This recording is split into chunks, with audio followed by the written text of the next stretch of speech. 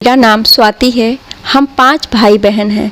मैं अभी पढ़ ही रही थी कि मेरे पिताजी को पैरालिसिस हो गया और वो बिस्तर पर आ गए। मेरे छोटे भाई बहन की जिम्मेदारी मुझ पर आ गई। मैंने घर की सारी जिम्मेदारी संभाल ली। मैं बस घर की आर्थिक जिम्मेदारी पूरी करने वाली एक मशीन बनकर रह गई। धीरे धीरे मेरी उम्र बढ़ती गई, परंतु मेरी माँ और बहन भाइयों की शादी की चिंता करती और मेरी शादी का नाम भी नहीं लेती। और तो और मेरी माँ और बहन तीखे व्यंग्य बाणों से मेरा दिल छलनी छलनी कर देती। उनकी उपेक्षा से मेरा जीवन अंधकार में डूबता जा रहा था। तभी मेरी रौबदार ताई जी हमारे घर आई और उन्होंने जो मेरे लिए किया उसने सबके होश उड़ा दिए। आज सीमा के घर की चहल पहल से पड़ोस भी गुंजरित हो रहा था। यूँ तो उस 5 भाई बहनों वाले परिवार में हमेशा ही चिल्ल पौ मची रहती थी, लेकिन आज घर में एक उत्सव सा माहौल था। इसका कारण था स्वाति की वो ठसकेदार ताई जी का आगमन, जिनके रौब दाब का असर परिवार के प्रत्येक सदस्य पर सम्मोहन की तरह छाया हुआ था। ताई जी मुंबई में रहती थी और उनके पति यानी ताऊ जी की गवर्नमेंट फैक्ट्री थी, जिसमें उनके 2 बेटे पिता का हाथ बटाते थे और तीसरा व छोटा बेटा अमेरिका में एक बड़ी कंपनी में मैनेजिंग डायरेक्टर था। उस घर में पैसे बरसते थे। इधर देवर यानी स्वाति के पापा का हाथ तंग ही रहता था, लेकिन बच्चों को पढ़ाने लिखाने में, संस्कार देने में उन्होंने कोई कमी नहीं की थी। ताई जी ताऊ जी का आरंभ से ही भाई के परिवार से असीम स्नेह था, लेकिन घर के झमेलों में उलझे रहने के कारण इधर आने का समय ही नहीं मिल पा रहा था। इस बार सालों बाद मन बनाकर ताई जी का यहाँ आना हुआ था, इसलिए सभी के लिए उनकी अटैची से एक उपहार निकल रहे थे। ये लो गुड़िया, तुम्हारा सूट, मैचिंग चूड़ियाँ और ये मेकअप किट। गुड़िया स्वाति की छोटी बहन, भाई बहनों में भी सबसे छोटी थी। सूट के साथ प्यारा सा मेकअप किट देख वो ताई जी के गले से ही झूल गई। ताई जी भी प्यार भरी नज़रों से उसे देखते हुए कहती है, खुश? जी ताई जी, बहुत खुश, गुड़िया ने चहकते हुए कहा। ताई जी ने स्वाति के भाइयों के लिए उपहार निकालते हुए स्वाति पर एक नज़र डाली। वो तो ऐसी दिख रही थी मानो एक पाषाण शिला की भांति स्पंदिन हो गई। संजय, ये तुम्हारा टेबल लैंप, खूब मन लगाकर पढ़ना। तुम तो इंजीनियर के दूसरे वर्ष में हो ना? जी ताई जी। अजय टेबल लैंप देख बहुत खुश नहीं हुआ था। ताई इस बात को समझ मुस्कुराई और कहा, इसकी एक विशेषता बताना तो मैं भूल ही गई, इसमें टेप रिकॉर्डर भी है। लेकिन देख, सिर्फ गाने मत सुनना, जब पढ़ते पढ़ते मन ऊब जाए तो गाने चला लेना। ताई जी के इस बात पर सभी हंस पड़े और ये सुनकर संजय उल्लसित हो उसे चलाने अंदर भाग गया। अमन, ये तुम्हारी इलेक्ट्रॉनिक डायरी, इसमें तुम बहुत सी महत्वपूर्ण चीज़ें रिकॉर्ड कर रख सकते हो। और ये कैमरा, स्वाति की शादी में तस्वीरें खींचने के लिए। ताई ने बड़े प्यार से स्वाति पर हाथ फिराया। अमन भी ये नायाब डायरी देख खुश नहीं, बहुत खुश हुआ। काफ़ी दिनों से वह ये डायरी लेना चाहता था, लेकिन मूल्य देख घर में किसी को कहने की हिम्मत नहीं होती थी। अपनी मनपसंद वस्तु पाकर उसने ताई के पैर ही छू लिए। अमन स्वाति के बाद था और उसे बहुत प्यार करता था। परिवार की जिम्मेदारियों तले स्वाति को कुम्हलाते देख उसका मन बहुत दुखी हो जाता था। इसीलिए उसने सोच रखा था कि जैसे ही उसकी नौकरी लगेगी पहले वो दीदी के लिए कुछ करेगा। अब ताई नेहा की ओर एक बहुत खूबसूरत साड़ी, उसके बेटे के लिए सुंदर सी इलेक्ट्रॉनिक कार और जवाई के लिए इम्पोर्टेंट 3 पीस सूट का प्यारा सा कपड़ा बढ़ाया। उन्होंने कनखियों से स्वाति को देखा। उसका चेहरा थोड़ा बुझ गया था, लेकिन इसका किसी को ख्याल तक नहीं था कि बड़े छोटे के हिसाब से उपहार देती ताई जी ने स्वाति को उसकी बारी आने पर उसे नज़रअंदाज क्यों किया। खैर, नेहा भी सारी चीज़ें पाकर बहुत खुश हुई। स्वाति उठकर तब तक अंदर चली गई, ये कहकर कि मैं ताई जी के लिए कॉफ़ी बना कर लेती हूँ। तब तक ताई जी ने देवरानी को भी एक सुंदर सी गाजरी रंग की सिल्क साड़ी और देवर के लिए एक कारवा सारेगामा रेडियो निकाल कर दिया। ताई जी भावुक हो गईं। देवर जी बिस्तर पर पड़े पड़े ऊब जाते होंगे, इसीलिए तुम्हारे जेठ ने ये विशेष रूप से उनके लिए भिजवाया है। दोनों जिठानी देवरानी इस बात पर अपनी आंखें पोंछने लगीं। स्वाति काफ़ी बनाकर ले आई थी और वह ताई जी के बगल में बैठ गई। ताई जी ने देखा उसके चेहरे पर अपनी अवहेलना किए जाने का अब कोई सिकन तक नहीं थी। ताई जी कॉफ़ी पीती रही और बातें करती रही। ताई जी सबको उपहार देती रही कि स्वाति की भावनाओं का ख्याल उसकी माँ तक को नहीं है। स्वाति, तुम्हें ताई जी से कुछ नहीं चाहिए? ताई जी की आवाज़ सुनकर स्वाति से पहले उसके सभी भाई बहन कूदकर ताई जी के पास पहुंच गए। ताई जी ने खींचकर स्वाति को अपने करीब बिठा लिया। देखो तो मेरी प्यारी बिटिया को मेरा कितना ख्याल रहता है। तुम में से किसी को ये ध्यान था कि इस समय मैं कॉफ़ी पीती हूँ, लेकिन इसे याद रहा। ताई जी की बात पर सभी थोड़ा हंसे और फिर आतुरता से देखने लगे कि सबसे अंत में स्वाति को ताई जी क्या देने वाली हैं। लेकिन उन्होंने पहले वाली अटैची से कुछ नहीं निकाला, बल्कि एक छोटी सी बड़ी प्यारी अटैची सामने की और उसे स्वाति के हवाले कर दिया। सभी हैरत में। देख तो बिटिया, मेरी पसंद की हुई चीज़ तुम्हें पसंद आती है या नहीं? स्वाति को सकुचाते देख ताई जी ने स्वयं भी अटैची से खोलकर सामान निकालना शुरू किया। सबसे पहले एक सुंदर सा कॉफ़ी महंगा सूट निकाला और उसे स्वाति पर लहरा दिया। फिर एक रेशमी बेहद प्यारी सी नाइटी निकाली। उसके बाद 5 महंगी डिजाइनर साड़ियाँ। सभी एक टक देखे जा रहे थे, लेकिन साड़ियों के नीचे से ताई जी ने जो निकाला उसे देख सबकी आंखें फटी की फटी रह गईं। सोने का बेहद खूबसूरत जड़ाऊ सेट था वो। कोई सोच भी नहीं पा रहा था कि ताई जी स्वाति के लिए इतना कुछ लाएंगी। अब इन उपहारों के सामने सबको अपनी कीमती उपहार फीके लगने लगे। तभी गुड़िया उठी और स्वाति पर लहराते सूट को ले लिया और कहा, ये तो मैं लूँगी। दीदी तो सूट पहनती नहीं, वो साड़ी पहनती है। हाँ हाँ, ठीक कहा गुड़िया ने।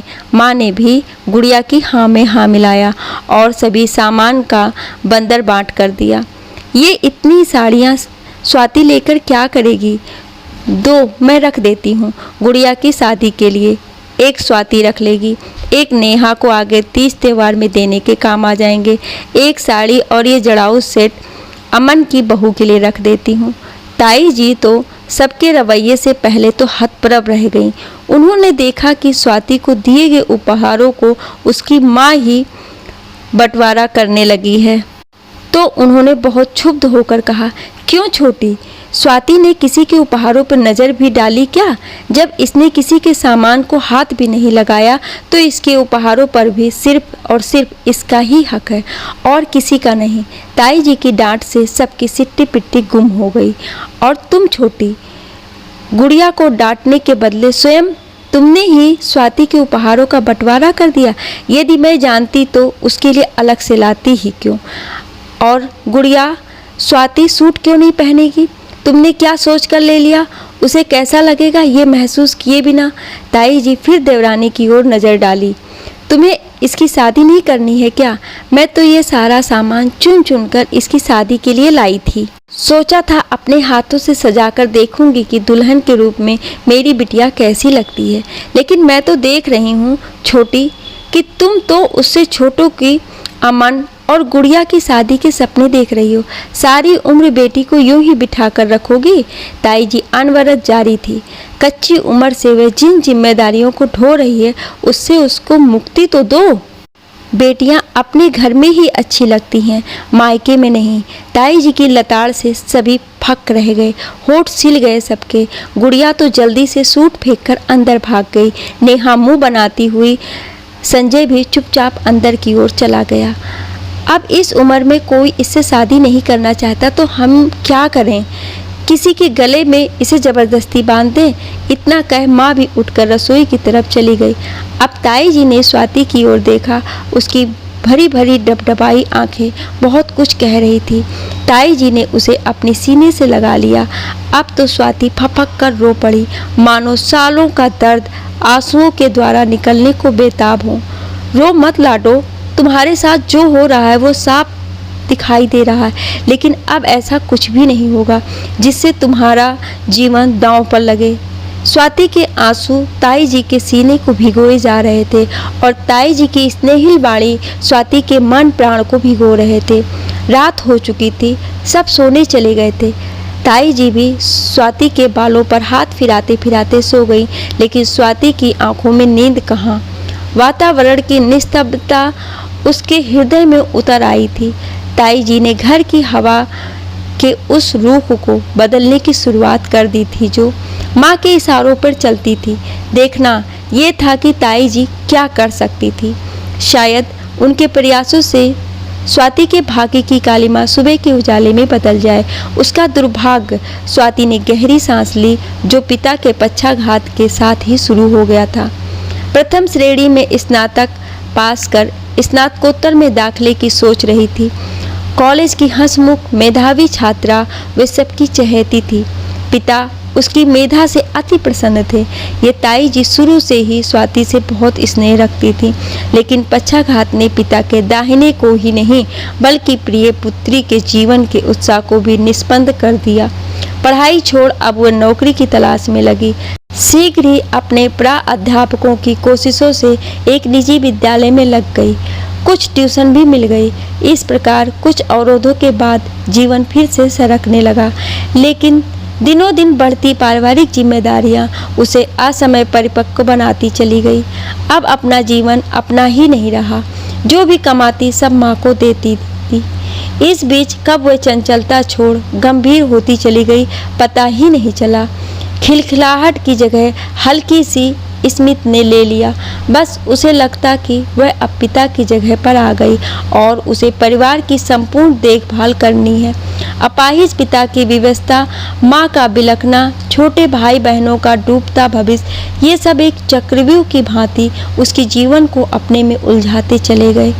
इसमें से वह निकल नहीं सकती थी, बल्कि अभिमन्यु की तरह लड़ते लड़ते अपने भविष्य का बलिदान ही कर दिया करती थी। वर्तमान का बलिदान तो दे ही चुकी थी वह। आरंभ में तो बड़े उत्साह से उसने सारी जिम्मेदारियों को अपने कोमल कंधों पर ले लिया। स्वयं पर कम से कम खर्च करती। आकर्षक सुंदर परिधानों की जगह साधारण साड़ियों ने जगह ले ली। मेकअप करना, पार्लर जाना, सहेलियों के साथ घूमना फिरना, ये सब छोड़ चुकी थी वह। इन सब ने उसके व्यक्तित्व को और भी फीका और बेजान कर दिया था। परिवार पर आए इस अकस्मात संकट ने पहले ही उसे निस्तेज कर दिया था। फिर भी चेहरे की मासूमियत बची हुई थी और इसी ने आरंभ में कई रिश्तों को आकर्षित भी किया था। पर वह करती क्या? अपने भविष्य को बनाने के लिए पूरे परिवार को अभावों के अंधकार में नहीं धकेल सकती थी। पिता के बाद परिवार की एकमात्र कमाऊ वही तो थी। लेकिन आश्चर्य तब होता था जब माँ ने उसकी बढ़ती उम्र को नज़रअंदाज करते हुए किसी को भी पार्ट टाइम कार्य करने से सख्ती से मना कर दिया था। अमन, संजय पढ़ते हुए भी कुछ ट्यूशन पढ़ाकर घर में कुछ योगदान तो कर ही सकते थे। माँ की इस दोहरी नीति से अब उसका मन बुझने लगा था। उम्र के 28वें बसंत को पार करते करते उसे लगने लगा था कि अब उसका जीवन इसी नीरस मोड़ पर ही खत्म हो जाएगा। ये सोचने का भी एक कारण था। पिताजी की कुछ भविष्य निधि क्लियर हुई थी, पेंशन भी शुरू हो गया था। एक सदस्य को नौकरी भी देने की बात थी, क्लर्क के पद पर। लेकिन माँ ने अमन, संजय को डॉक्टर इंजीनियर बनाने का स्वप्न देख रही थी, स्वाति के भविष्य के 100 पर। इसीलिए उन्हें क्लर्क की नौकरी करने की इजाज़त देने का सवाल ही नहीं उठता था। मतलब अमन को छोड़ घर में किसी को यह एहसास तक नहीं था कि स्वाति को भी अब अपने भविष्य को संवारने का प्रयास करना चाहिए। आस पड़ोस में, रिश्तेदारों में उसकी बढ़ती उम्र और विवाह न होने की कानाफूसी ने माँ को थोड़ा संजीदा किया। एक दो जगह बात भी चलाई, लेकिन लड़के वालों के मुंह फाड़ने पर माँ फिर चुप लगा गई। भविष्य निधि तो गुड़िया के विवाह के लिए फिक्स डिपॉजिट में डाल दिया गया था और अमन, संजय की पढ़ाई के लिए स्वाति का वेतन ही था। सीमा को एक गहरा धक्का और तब लगा जब उसकी सगी दीदी नीमा अपने प्रौढ़ विदुर जेठ, जो 2 बच्चों के पिता था, का रिश्ता बहन स्वाति के लिए लाई। ना हींग, ना फिटकिरी, रंग चोखा ही चोखा, ना दान, ना दहेज। स्वाति का डोला भी उठ जाता और लोगों का मुंह भी बंद हो जाता। माँ ने थोड़ा ना नुकुर के बाद इस रिश्ते को मंजूरी दे दी। पिता ने गोंगो की परवाह किसे थी। अब सीमा पहली बार कठोर होकर माँ और दीदी के इस कदम का विरोध किया। ये दोनों तो स्वाति के पूरे जीवन को ही गर्त में डालने जा रहे थे। अमन ने भी पहली बार स्वाति का साथ दिया। माँ और दीदी की भुनभुनाहट ने स्वाति को पत्थर बना दिया। परिवार से कट गई। वह बस विद्यालय आना जाना, सबकी आर्थिक ज़रूरतों को पूरा करना, यही उसका जीवन रह गया था, यही उसका कर्तव्य। माँ को अमन के मेडिकल के परिणाम की प्रतीक्षा थी। अमन तो बहन के भविष्य को संवारने की फिक्र में था, जबकि माँ मोटा दहेज ले अमन के विवाह का स्वप्न सजो रही थी। फिर संजय, फिर गुड़िया। स्वाति की बारी कहाँ? वह तो कब की भाई बहनों की सरल सहज जिंदगी से बाहर हो चुकी थी।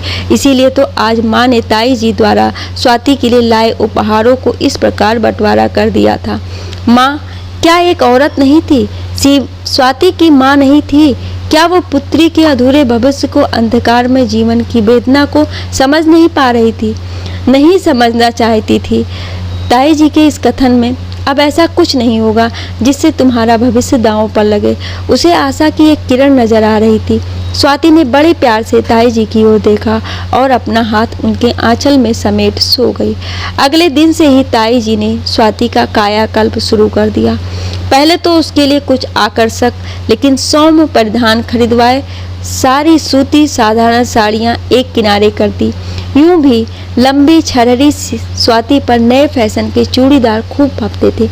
फिर उसे ताई जी पार्लर ले गईं ताकि बरसों की आभाहीन बेजान त्वचा को कुछ सौंदर्य उपचारों द्वारा आभायुक्त किया जा सके। साथ ही उसके आंतरिक सौंदर्य को भी, जो जिम्मेदारियों और उपेक्षा तले दब गया था, उभारने का प्रयास करती रही। उसमें आत्मविश्वास लाने की कोशिश करती रही। आंतरिक सौंदर्य से बाह्य सौंदर्य निखरता है और व्यक्तित्व परिष्कृत होता है, ये ताई जी मानती थी। लेकिन ये भी समझती थी कि आज के युग में व्यक्तित्व की परिभाषा में सौम्यता, सादगी के साथ आकर्षक होना भी शामिल है। ताई जी के इन सब क्रियाकलापों को नज़रअंदाज करती माँ ने चुप्पी साध ली थी। लेकिन इन सब में जो खर्च हो रहा था उससे वो बेखबर नहीं थी। लेकिन जिठानी का बहुत आदर करती थी, इसीलिए उनके किसी कार्य में हस्तक्षेप नहीं किया। कभी कभार नेहा आग उगलती, उसे ये सब मरुस्थल में फूल खिलाने जैसा लग रहा था। संजय बिल्कुल तटस्थ था, पर अमन बहुत खुश था अपनी स्वाति दी के लिए। 2 महीनों के अथक प्रयासों के बाद स्वाति में जो परिवर्तन नजर आने लगा वो दर्शनीय था। स्वाति की कमनीयता, मासूमियत फिर से खिल उसके व्यक्तित्व में खिले गुलाब सा निखर ला दिया था। दबी हुई खूबसूरती उभरने लगी थी। हंसती गुनगुनाती स्वाति ताई जी के मनोनुकूल कसौटियों पर खरी उतर रही थी। लेकिन ये तो ध्येय नहीं था। स्वाति के भविष्य को खूबसूरत बनाना ताई जी का ध्येय था। इस सिलसिले में भी उन्होंने बहुत कुछ सोच रखा था और प्रयास भी शुरू कर दिए थे। उनकी बहन की देवरानी का लड़का मॉरिशस में एक बहुत बड़ी बहुराष्ट्रीय कंपनी में मैनेजिंग डायरेक्टर के पद पर सुशोभित था। विमल नाम था उसका। महत्वाकांक्षाओं ने अब तक उसे वैवाहिक जीवन से दूर रखा था। आकाश की ऊंचाइयों को छूने की आकांक्षा विवाह की उम्र को भी पार करती चली गई। रिश्ते तो बहुत पहले से ही आ रहे थे, लेकिन ध्यान देना उसने अब शुरू किया था। परिपक्व, सौम्य, शालीन जीवन संगनी के ख्वाब में बहुत सारे रिश्ते को वो नकारता चला गया। माता पिता ने तो उसकी जिद से झुंझलाकर रिश्ते की बात ही करना बंद कर दिया था।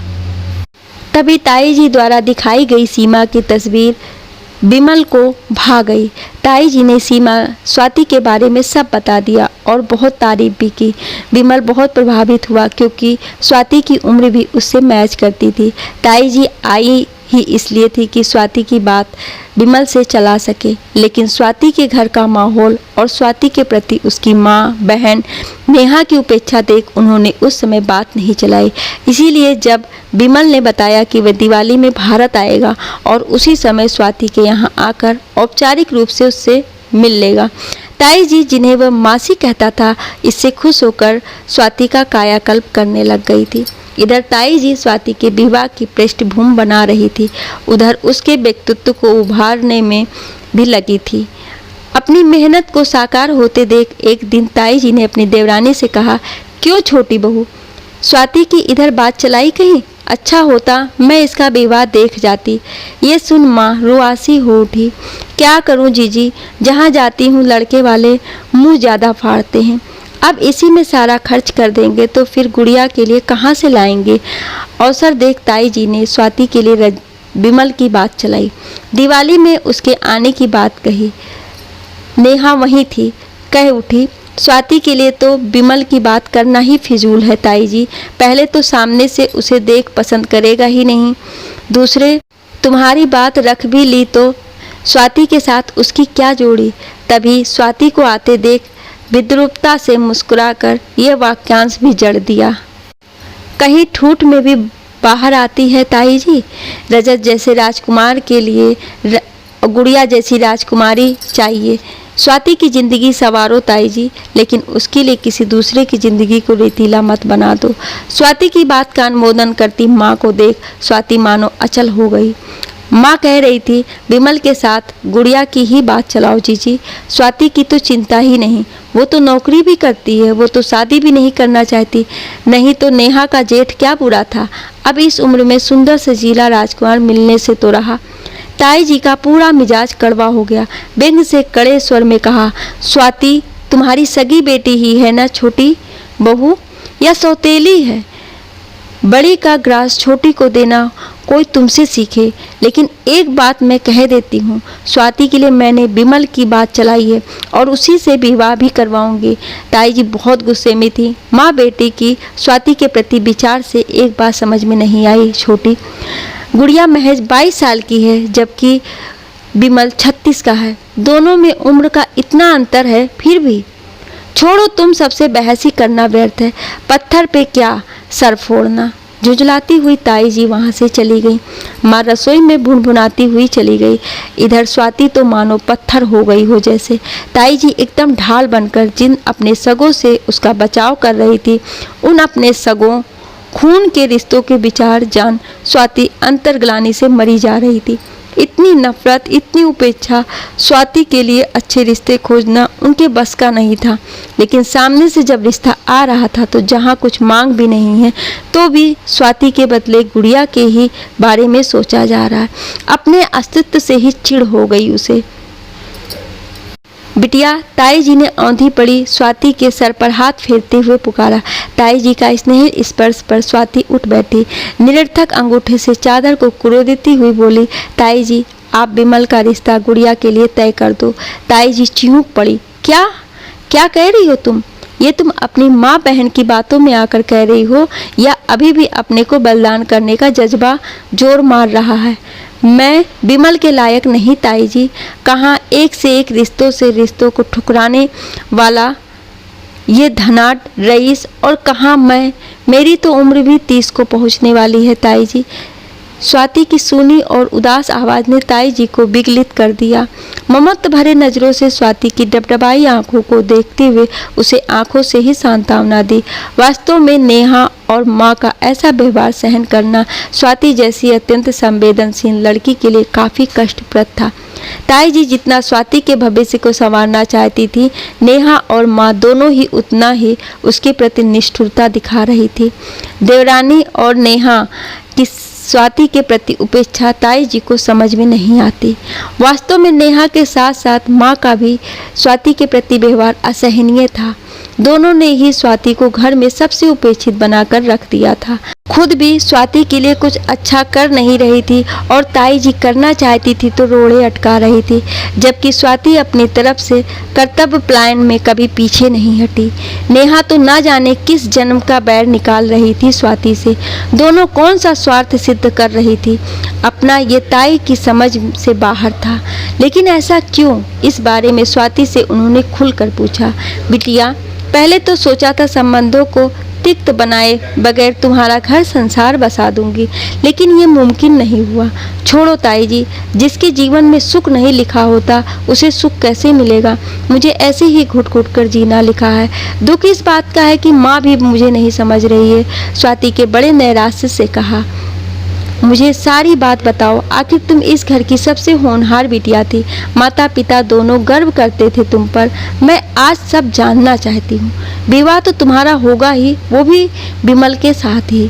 ताई की इस बात पर स्वाति उन्हें देखती रह गई। इतना होने के बाद भी ताई जी अपनी बात से रत्ती भर भी पीछे हटने वाली नहीं थी, जबकि स्वाति अब एकदम निराश हो चुकी थी। छोड़ो ताई जी, मेरे कारण आप क्यों उलझोगी सबसे। माँ तो शुरू से ही गुड़िया का पक्ष लेती रही है, आज भी ले रही है, इसमें नई बात क्या है। हाँ, आपसे कहकर मेरा मन जरूर हल्का हो जाएगा। इतना कहे स्वाति का बोझिल मन उन दिनों की ओर चला गया जब पापा बिल्कुल अच्छे थे, स्वस्थ थे। स्वाति पढ़ने में बहुत तेज थी और पापा की लाडली थी। उस पर पापा की बहुत सी आशाएं टिकी हुई थी, जबकि नेहा बचपन से ही हर काम में फिसड्डी थी। पापा चाहते थे नीमा पढ़ाई के अलावा दूसरे हुनरों में भी मन लगाए। पापा उसे बहुत प्यार करते थे और चाहते थे नेहा भी अच्छे से पढ़े, लेकिन नेहा का पढ़ाई में तो मन लगता ही नहीं था, दूसरे कामों में भी मन नहीं लगता था। पापा का नेहा को प्रेरित करने का हर एक प्रयास असफल रहा। उसने किसी तरह 10 का बोर्ड पास किया और इंटर में नाम लिखाया।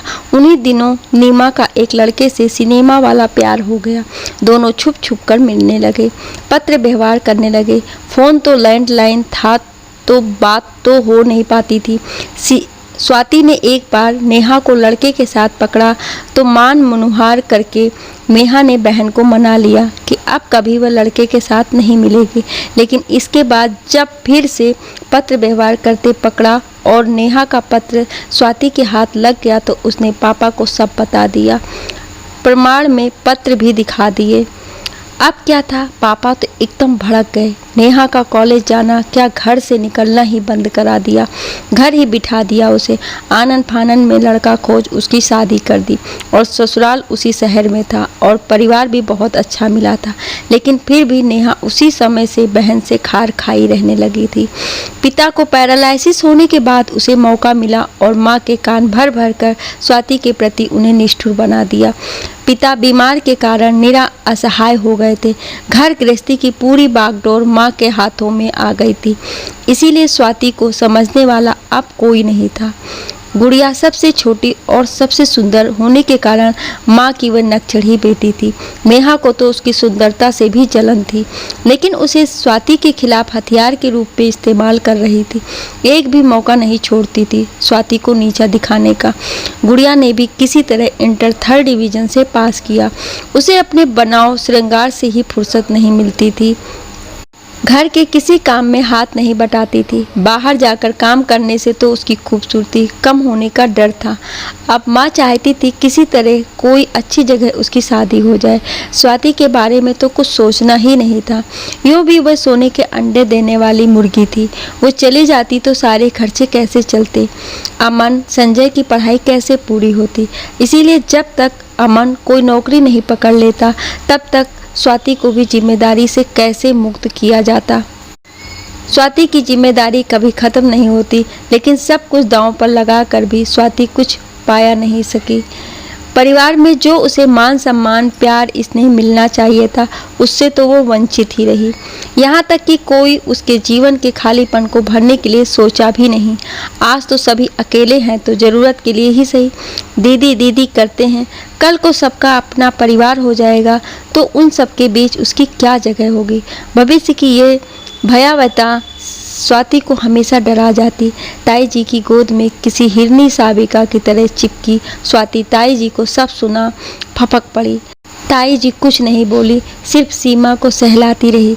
ऐसे ही दोनों देर रात तक जगे रही। फिर नींद आ गई, रात में सो गई। सुबह हुई तो अचानक ताई जी के यहाँ से फ़ोन आया। जल्दी आने का कोई इमरजेंसी आ गई थी। नेहा तो बहुत खुश हुई, बड़ा स्वाति का पक्ष लेकर सबको डांट रही थी। अब देखे कैसे उसका जीवन संवारती हैं। ताई जी को जाने की तैयारी करते देख स्वाति उदास हो गई। लगा फिर से उसका जीवन गर्त में जाने वाला है।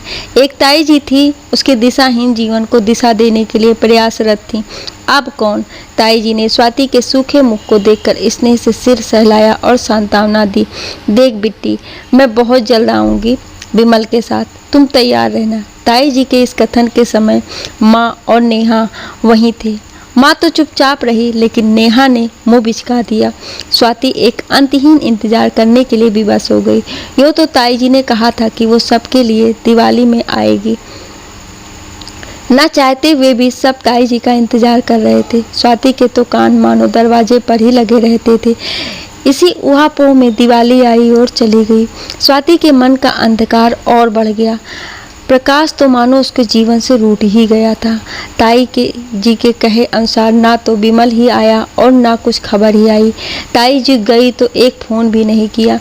सबके व्यंग बाड़ों का निशाना बनती स्वाति अत्यधिक तनावग्रस्त हो बीमार पड़ गई। उसे ऐसा लग रहा था कि ताई जी ने भी सब्ज बाग दिखाकर एक झूठा दिलासा देने की कोशिश की थी। स्वाति जो बीमार पड़ी तो उसे 10 दिन लग गए जोर से पीछा छुड़ाने में। शरीर तो टूटा ही, उससे ज़्यादा मानसिक तनाव ने उसे इतना उद्वेलित कर दिया कि उसका तन मन टूट गया। उसका किसी के ऊपर से भरोसा ही उठ गया। बाहर आने से पहले ही पतझड़ आ गया। स्वाति को ज्वर ने तोड़ा, लेकिन एक सीख दे गया कि उसके लिए सोचने वाला कोई नहीं है। उसे अपने लिए खुद सोचना होगा, अपने जीवन की दिशा खुद तय करनी होगी। आज ही स्वाति ने पथ लिया था।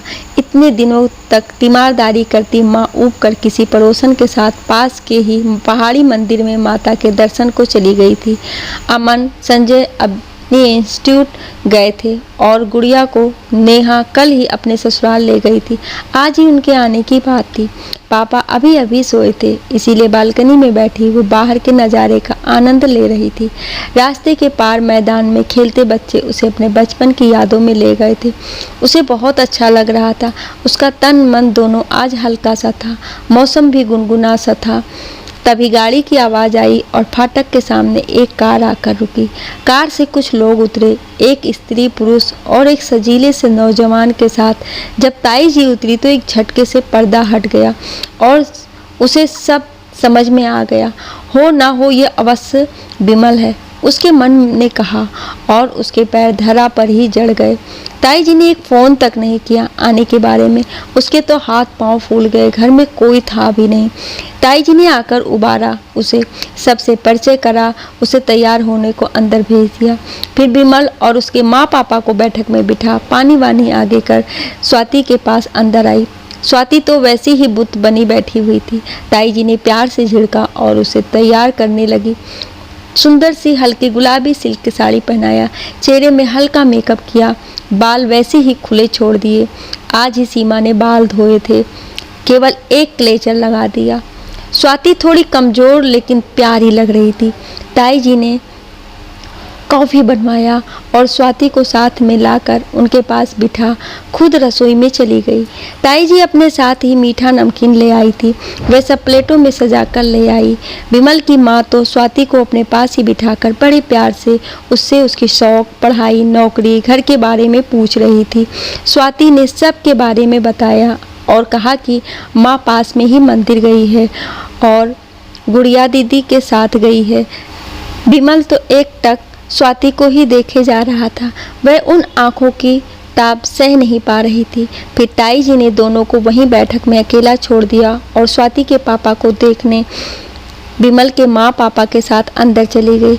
बिमल के साथ वह अकेले कमरे में ही इस सोच ने ही उसके आरक्त कपोलों का दग्ध कर नज़रों को उठने से ही इनकार कर दिया। आपके बारे में बड़ी मासी से इतना सुन चुका हूँ कि लगता ही नहीं आपसे पहली बार मिल रहा हूँ। तस्वीर से भी अधिक कशिश आप में है। शालीनता से भरी बिमल की बातें उसे पहली बार में ही मुग्ध कर गईं। फिर तो उन दोनों में काफ़ी बातें हुई। बिमल के बार बार पूछे गए सवालों के जवाब देते देते वह भी थोड़ी खुल गई थी। बिमल तो तुरंत आपसे तुरंत तुम पर आ गया था। आप लोग दिवाली में आने वाले थे, उस समय क्यों नहीं आए?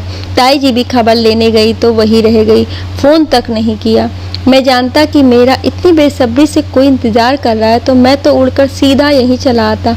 उसकी शरारत भरी आवाज़ से स्वाति लज्जान्वित हो नजरें झुका ली। दरअसल मैं मॉरिशस से आया ही दिवाली के दिन, इसलिए बड़ी मासी को पहले ही बुलाने को कह दिया और आपके यहाँ इमरजेंसी कॉल करवा उन्हें बुला लिया गया। फिर 2-3 दिन लग गए सबसे मिलने जुलने में। अब हम लोग अचानक पहुँच तुम लोगों को सरप्राइज़ देना चाह रहे थे। इधर बड़ी मौसी को भी फ़ोन करने से मना कर दिया था, इसीलिए बिन बुलाए पहुंच गए और मैं आप लोगों के सरप्राइज़ के चक्कर में इतना झेल रही थी। स्वाति बुदबुदाई तो बिमल ने कहा, कुछ कहा आपने? नहीं कुछ नहीं। हाँ तो कैसा लगा ये पहली बार का ही सरप्राइज़? क्यों? शरारत से मुस्कुराया विमल और बड़े प्यार से देखा अपनी पसंद को। स्वाति तो उसकी प्यार भरी नज़रों को आपको सह नहीं पा रही थी। आज उसके सपनों की मंजिल मिल गई थी। वो चुप रही, समझ नहीं पा रही थी कि इस खुशी को कैसे समेटे। अच्छा, मैंने तो तुम्हें तुम्हारी तस्वीर देखकर ही पसंद कर लिया था, लेकिन मैं तुम्हारे काबिल हूँ या नहीं, क्या मुझे बताओगी? विमल की इस बात पर स्वाति की आंखें डबडबा गई। नेहा तो उसे किसी के लायक ही नहीं समझती थी, वो भी विमल जैसे राजकुमार के लायक तो बिल्कुल नहीं। यहाँ उसकी पसंद पूछी जा रही थी। देखो स्वाति, विमल ने बड़ी कोमलता से उसकी डबडबाई आंखों को छू लिया। आंसू टप से उसकी दूसरी हथेली पर आ गिरा। फिर बड़ी गंभीरता से उसके दोनों हाथों को थामकर कहा, ना ना स्वाति, बिल्कुल नहीं। आज के बाद मैं कभी फिर इन खूबसूरत आँखों को नम ना देखूं, खुशी में भी नहीं। बड़ी मासी से मैं तुम्हारी पूरी कहानी सुन चुका हूँ। तुम तो बहुत साहसी हो। विमल की बातों को स्वाति चुपचाप सुन रही थी। लगता था विमल कहता जाए और वक्त यहीं ठहर जाए। और इतनी कोमल उम्र में अपने सपनों को तिलांजलि देकर कौन लड़की इस तरह से अपनी जिम्मेदारियों को वहन करती है? तुम तो सभी लड़कियों के लिए एक प्रेरणा हो स्वाति, विमल कहता जा रहा था। और स्वाति मानो उसकी एक बात को आत्मसात किए जा रही थी, जैसे जीवन संगनी की कल्पना में करता था। तुम उन सबसे बढ़कर हो। शायद तुम्हारी तलाश में ही मैं सारे रिश्तों को नकारता चला गया। पैसे और तड़क भड़क को महत्व देने वाली रूप गर्विता तो मैंने बहुत देखी, लेकिन आदर्शों और कर्तव्यों को जीवन की धुरी समझने वाला गुण तुम में ही पाया। लेकिन मैं तो सुंदर भी नहीं हूँ, आपके लायक भी नहीं हूँ। और फिर स्वाति का कथन अधूरा ही रह गया। कौन कहता है तुम सुंदर नहीं हो? विमल के माँ पापा अंदर बैठक में प्रवेश करते हुए बोले, तुम्हारी सलोनी सूरत के साथ साथ तुम्हारे रूपहले व्यक्तित्व में जो अनगिनत गुणों के सितारे टके हुए हैं, वो किसी के भी नज़रों को चुधियाने के लिए काफ़ी है बेटा। विमल की माँ ने उसके सर पर हाथ फेरते हुए कहा और स्वाति को प्यार से सीने से लगा लिया। इतना प्यार, इतना सम्मान। ताई जी सच ही कहती थी कि विमल ही नहीं, उसके घर वाले भी बहुत अच्छे हैं। तब तक माँ, नेहा, गुड़िया, संजय, अमन सब आ चुके थे। माँ दुविधा में थी तो नेहा कुंठित सी। उन्हें उम्मीद ना थी कि सामने गुड़िया को देखकर भी कोई स्वाति को पसंद कर सकता है, वो भी विमल सा हस्बैंड और धनाढ्य लड़का। गुड़िया को तो उसने साली साहिबा का खिताब देकर स्वाति के साथ अपने संबंध को मुहर भी लगा चुका था। अमन, संजय दोनों विमल के साथ बातें करते बहुत खुश थे। इसी गहमा गहमी में मंगनी की रस्म भी चटपट पूरी कर ली गई। 15 दिनों के बाद ही विमल स्वाति को ब्याह कर अपने घर ले आया। इतने कम दिनों में ब्याह करने की बात तो माँ मान ही नहीं रही थी, लेकिन ताई जी और विमल के घर वालों ने सारी बात संभाल ली। अदालती विवाह के बाद एक रिसोर्ट में धूमधाम से दोनों का विवाह हुआ, जिसमें दोनों तरफ के रिश्तेदार, परिचित सब शामिल हुए और नव दंपत्ति को आशीर्वाद दिया। विमल ने ही सारी व्यवस्था करवाई। विमल ने स्वाति के घर वालों से कुछ भी नहीं लिया था और स्वाति ने भी अपना सारा कुछ माँ के हवाले कर दिया था। यहाँ तक कि ताई जी द्वारा दिए गए उपहारों को भी गुड़िया के लिए रखाई। विमल के घर वालों ने ऐसे ऐसे कीमती गहने कपड़ों से स्वाति को भर दिया कि सबकी आंखें देखती रह गईं। स्वाति को तो विमल जैसे अनमोल रत्न के सामने सारे गहने जेवर फीके लग रहे थे। सालों बाद स्वाति के अंधेरे जीवन में उजाले वाली भोर आई थी। 1 महीने के बाद हवाई जहाज में बैठी स्वाति के तन के साथ साथ मन भी अपने पिया के संग दूर गगन में उड़ा जा रहा था। क्या घर की जिम्मेदारी निभाने वाली सीमा के स्वाति के साथ उसकी माँ और बहन को ऐसा करना चाहिए था? हमें कमेंट करके ज़रूर बताइएगा।